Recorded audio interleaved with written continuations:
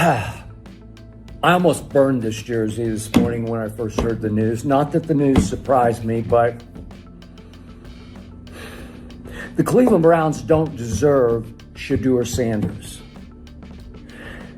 Now comes news, not surprising, I predicted from the start, that Deshaun Watson will start, and it's not a week-to-week thing, that he has been given the job for the season by the Cleveland Browns. This sorry-ass franchise does not deserve to have Shedeur Sanders on its roster anymore. I wish there were some way that Jimmy Haslam and Todd Monken would decide as we near the season to get rid of Shedeur, to set him free, to trade him elsewhere, and I'm sure nobody would give anything more than what they gave for Shedeur, a 5th-round pick, 6th round, 7th round, I don't know, I don't care. But I'd love to see Shedeur in Atlanta.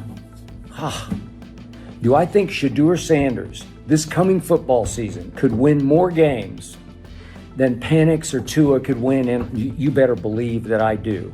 Shedeur Sanders is better than either quarterback that the Atlanta Falcons have right now that they're trying to decide between.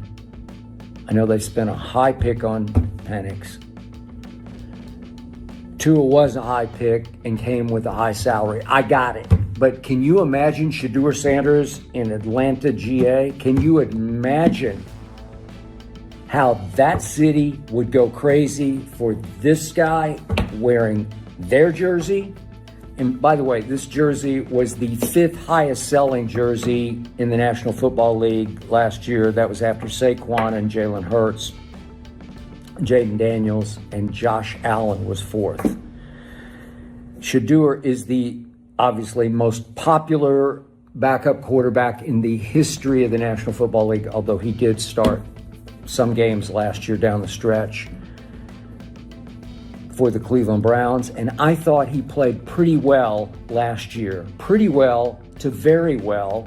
He did beat Joe Burrow. He did beat Aaron Rodgers.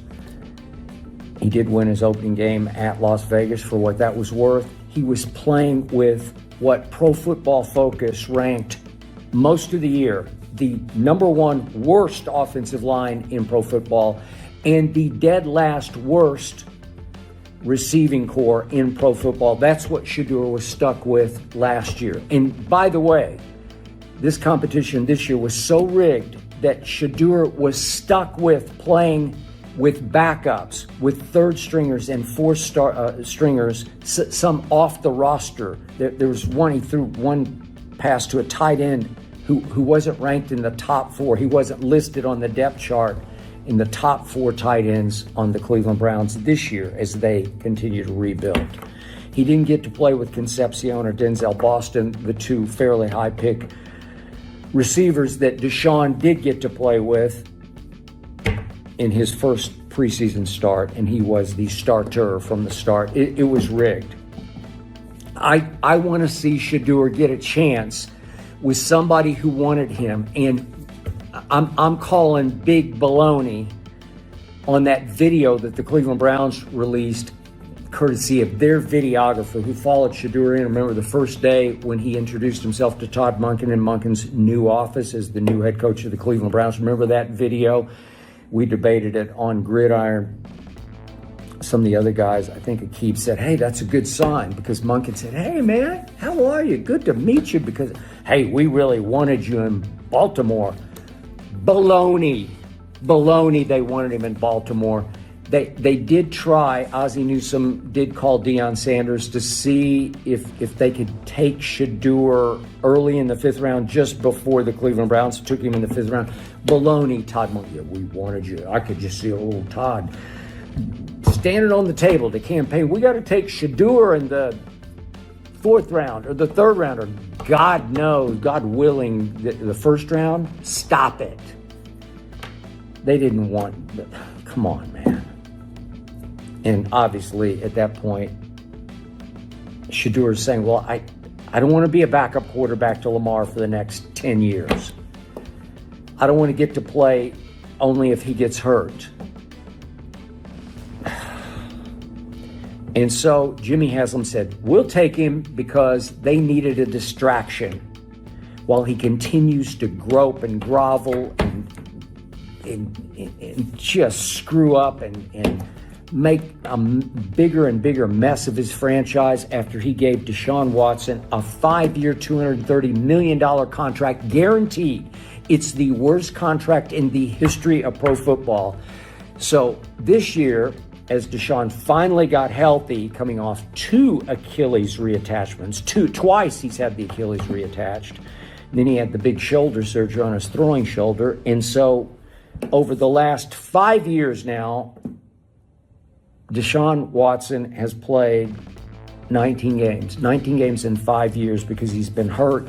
He's also just been a basket case because obviously the Cleveland Browns gave him, Jimmy Haslam and wife, gave him that contract after he had been accused by 24 women in Houston, Texas, of sexual assault and obviously inappropriate conduct, massage therapists.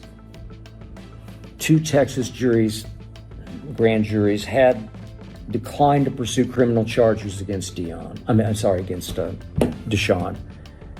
God, no, not against Dion. But 2 had declined. So they said, well, yeah, we'll try this. And he obviously had to serve an 11-game suspension, and he had to pay a $5 million fine, go to a treatment program. It broke him because, he never owned it. He never really apologized for it or showed any contrition about it. I mean, that's the problem. If people are still booing him, he didn't help himself in making his case. But the biggest reason people have booed Deshaun Watson in Cleveland, Ohio, is simply because he's been so bad. His QBR in the games that he has played for the Cleveland Browns is 33. It doesn't qualify, but if it did, over that stretch, he'd be dead last in the league. They're booing because he was awful. They're booing because they're cheering for Shedeur. They're not so much booing Deshaun at this point. It's not that everything's forgotten or forgiven or whatever. It's just so long ago. The booing now, the emotion now is generated mostly because they're actually cheering for Shedeur. Because, again, as people know, I'm the biggest Shedeur fan. And there are a bunch of Shedeur fans, but I don't know anyone bigger than me. And I have been on board with this. I wasn't a Johnny-come-lately to this. I was on board from game 1, 2, 3 in Colorado. Heck, I was on board at Jackson State. I just like the way this young man plays quarterback. I like the way he operates. I like his poise. I like his charisma. I like his command. I love his deadly accuracy. And most of all, I love his toughness. At Colorado, he got the crap kicked out of him. Game after game, they could not protect him, especially the first year, but really both years. He got rocked. He got ripped. He got knocked on his ass again and again. He showed me toughness. This isn't some spoiled rich kid. I know he got paid at Colorado because you want to talk about a magnet. You want to talk about a gate attraction. He and his father, but especially him. The way he operated at quarterback, and he doesn't obviously have his father's wheels, but he can move. Maybe he doesn't even have Deshaun's healthy wheels back in the day when Deshaun was making those 3 Pro Bowls, those first 3 years in Houston. He was Offensive Rookie of the Year.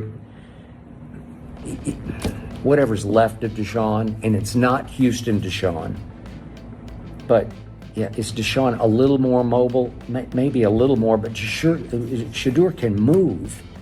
But he showed me such mental and physical toughness at Colorado and such accuracy and such clutchness. So many great late-game throws. Do you remember the Baylor game, his second year in Boulder? God. I truly believe with all my heart and soul that he should have been the first overall pick to the Tennessee Titans, and we know who they took. a young man who I like, but I love Shedeur. And I still believe Shedeur could be better than Cam Ward in Tennessee. If he'd gotten the same opportunities that Cam Ward has gotten in Tennessee, I just believe he'd be better.